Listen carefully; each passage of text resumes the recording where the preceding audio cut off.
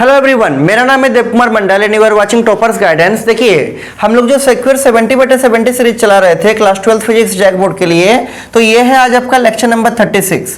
देखिए, आज आपका फिजिक्स का एग्जाम है, तो आज का जो आपका क्वेश्चन है वो क्या है, derive an expression for capacitance of A parallel plate capacitor. अगर आपके पास एक पैरेलल प्लेट कैपेसिटर है, उसमें कितना कैपेसिटेंस होगा उसको निकालने के लिए आपको क्वेश्चन एग्जाम में आ सकता है। ये क्वेश्चन मैक्सिमम टाइम में 3 मार्क्स में आता है और ये क्वेश्चन आपका 2019 में आपके बोर्ड एग्जाम में पूछा गया, one of the most important question है।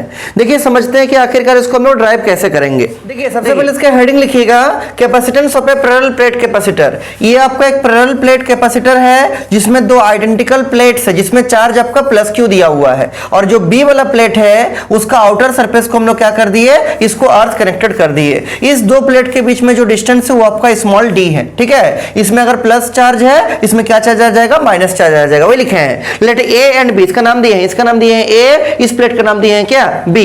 Late A and B be the two identical plates of surface area S, और इस प्लेट का सरफेस एरिया कितना है, एस है, and they are separated by distance of small D. दोनों plate आपका D distance का सेपरेशन पे रखा हुआ है। Let plus Q, plus capital Q be the charge given to the plate A. इस ए प्लेट को चार्ज आपका प्लस क्यू दिया गया, और जो आउटर सरफेस है प्लेट बी का, and the outer surface of plate B is earth connected, therefore the plate A is called collecting plate. इसीलिए चूंकि प्लेट ए को हम लोग चार्ज दे रहे प्लस क्यू, तो इसको हम लोग कलेक्टिंग प्लेट बोलेंगे, और प्लेट बी को क्या बोलेंगे, कंडेंसिंग प्लेट बोलेंगे। वही लिखे हैं, therefore plate A is called collecting plate and the plate B is called condensing plate. ये कलेक्टिंग प्लेट हो गया जिसमें चार्ज दिए हैं, और इसको हम लोग क्या बोलेंगे, कंडेंसिंग प्लेट, जिसको अर्थ कनेक्टेड हम लोग किए हैं। यहां जितना पॉजिटिव चार्ज यहां उतना ही क्या आएगा, नेगेटिव चार्ज आपका आएगा। क्लियर है?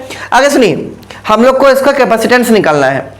देखिए क्या लिखे हैं कि let sigma be the charge per unit surface area. आप लोग को मालूम होगा सरफेस डेंसिटी ऑफ चार्ज को हम लोग सिग्मा से दिखाते हैं। क्या होगा, चार्ज बटे सरफेस एरिया। चार्ज को हम लोग क्यू से दिखाए हैं, और प्लेट का सरफेस एरिया क्या है, एस, तो सिग्मा बराबर क्या हो जाएगा, क्यू बटे एस हो जाएगा। हम लोग को मालूम है कि इन दोनों प्लेट के बीच का जो इलेक्ट्रिक फील्ड इंटेंसिटी होगा वो क्या होगा, सिग्मा बटे epsilon naught. The electric field intensity between the plates A and B, आपका ए में, प्लेट ए में आपका प्लस क्यू चार्ज दिया गया है, प्लेट बी में आपका माइनस क्यू चार्ज दिया गया है।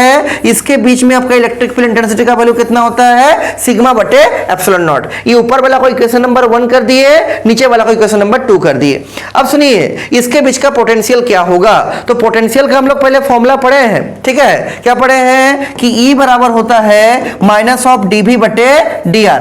ठीक है, इसको बोलते हैं हम लोग क्या, पोटेंशियल ग्रेडियंट। अब यहां पर इलेक्ट्रिक फील्ड इंटेंसिटी को तो इसे दिखाए हैं, अगर मैग्नीट्यूड में बात करेंगे तो इस माइनस के जगह हम लोग प्लस लिख सकते हैं, और डीवी का जगह हम लोग बड़ा सा पोटेंशियल भी लिख सकते हैं, और डिस्टेंस कितना, दो प्लेट के बीच का यहाँ पर हम लोग का स्मॉल डी है। तो मैग्नीट्यूड में अगर बात करेंगे तो माइनस साइन को हटा दिए, ई के जगह पर ई रह गया, और डीवी के जगह पर भी लिख दिए, और डी आर क्या है, डिस्टेंस दो प्लेट के बीच का, उसको हम लोग इस पर्टिकुलर क्वेश्चन में स्मॉल डी दिखाए हैं, तो स्मॉल डी लिख देंगे। तो क्या बनेगा, E बराबर V बटे D, और यहां से बोल सकते हैं क्या, क्रॉस मल्टीप्लाई करेंगे तो E इंटू डी बराबर आपका V हो जाएगा। उसी को घुमा के लिखे हैं कि V बराबर E into D. The potential difference between the plates A and B is क्या, V बराबर E इंटू आपका D हो जाएगा।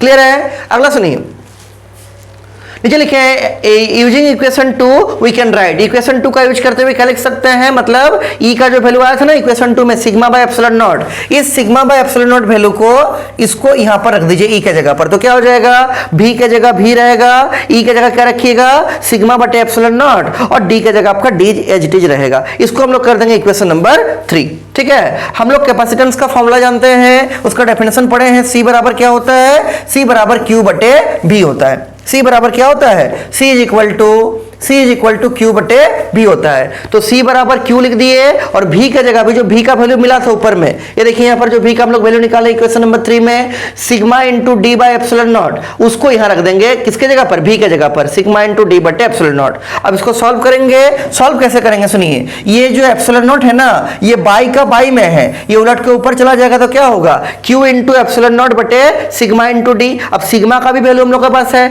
सिग्मा क्या है, सिग्मा है आपका surface density of of charge. क्या होता है? Charge per unit surface area. अभी ऊपर में दिखाया आपको sigma is equal to Q बटे एस, उसको कहां पर रख देंगे? यहां पर सिग्मा का जगह रख देंगे, वही लिखे हैं सी का जगह सी हो गया, ऊपर में Q into epsilon naught as it is रह गया। इस नीचे वाला सिग्मा का जगह पर क्या लिख देंगे? क्यू बटे एस, यहां रख दिए क्यू बटे एस, और स्मॉल डी आपका एज इट इज रह गया। स्मॉल डी क्या है? दो प्लेट के बीच का डिस्टेंस। क्लियर है? इससे क्यू से क्यू आपका कट गया, और ये एस जो है बाई का बाई में है, ये उलट के ऊपर चला जाएगा, तो क्या बनेगा? एप्सिलॉन नॉट इंटू एस बटे डी। ये आपका होता है क्या? जब दो पैरेलल प्लेट रहेगा जिसमें अंदर में कोई डाइलेक्ट्रिक स्लैब नहीं रखा हुआ है, तब उसका कैपेसिटेंस कितना आएगा? C बराबर एप्सिलॉन नॉट इंटू एस बटे डी। नीचे भी लिखे हैं this is the required expression of capacitance of A parallel plate capacitor. Parallel plate capacitor का ये आपका कैपेसिटेंस का फॉर्मूला होता है, C बराबर एप्सिलॉन नॉट इंटू एस बटे क्या होगा? डी होगा। ये वो वाला केस है जिसमें आपका दो पैरेलल प्लेट के बीच में कोई आपका डाइलेक्ट्रिक स्लैब नहीं डाला गया है। ठीक है, तो ये question one of the most important question है, इसको आप लोग अच्छे से समझ लीजिएगा ताकि अगर एग्जाम में आए तो इसको अच्छे से लिख सके। ठीक है।